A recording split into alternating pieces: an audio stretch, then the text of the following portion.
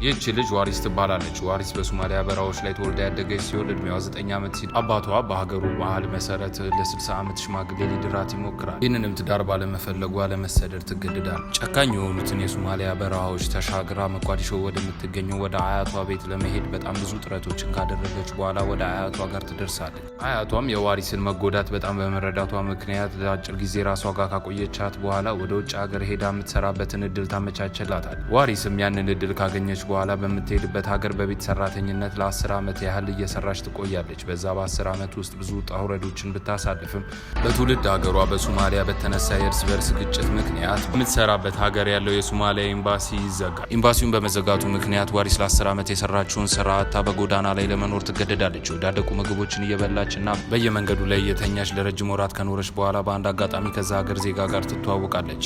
የዛ ሀገር ዜጋ የሆነችው ይቺ ሴትም የዋሪስን ችግር በመረዳት በጣም ከቀረበቻት በኋላ የማደሪያና የምግብ ችግሯን ለመፍታት ወደ ቤቷ ታስገባታለች። ዋሪስ ምንም ያህል የሀገሪቷን ቋንቋ ሙሉ ለሙሉ ባትረዳም የስራ እድል እንደሚያስፈልጋት በመረዳት በአንድ ሬስቶራንት ውስጥ በጽዳት አገልግሎት እንድትሰራ ትረዳታለች። በዛም ሬስቶራንት ውስጥ በጽዳት አገልግሎት እየሰራች ነበር። ታዲያ በሀገሪቷ ታዋቂ የሆነ የሞዴሊንግ ፎቶግራፈር ዋሪስን በተመለከታት ጊዜ በውበቷ በመደነቅ የሞዴሊንግ ስራ ሊያሰራት እንደሚፈልግ ይጠይቃታል። ዋሪስም በሀሳቡ በመስማማት አብራው በመሄድ ፎቶዎችን ትነሳለች። በእነዚህም ፎቶዎቿ ዓለም ሁሉ በመደነቅ በለንደንና በፓሪስ ታዋቂ ሱፐር ሞዴል ለመሆን ትበቃለች። ያኔም ነበር ወደ ኢትዮጵያ የመጣችው። ኢትዮጵያም የመጣችው የሞዴሊንግ ስራ ለማስፋፋትና የተለያዩ ኢንቨስትመንቶችን ለመፈጸም ሲሆን ለሪል ስቴት ኢንቨስትመንት ምቹ ወደ ሆነው ወደ አኩያ ፕሮፐርቲስ በመምጣት በአንድ ባለ 60 ሚሊዮን ብር ፔንትሃውስ እና የተለያዩ ደግሞ አፓርትመንቶች ላይ ኢንቨስት አድርጋ አሁን ላይ ተመልሳለች። እናንተም አፓርትመንት የመግዛት ሀሳብ ካላችሁ ወደ አኩያ ፕሮፐርቲስ በመምጣት ከባለ 1 እስከ ባለ 3 መኝታ አፓርትመንቶችን እንዲሁም ደግሞ የተለያዩ ፔንትሃውሶችን ተገንብተው ያለቁና በግንባታ ላይ ያሉ ቤቶችን ለመግዛት ከታች ባለው ስልክ ይደውሉልን።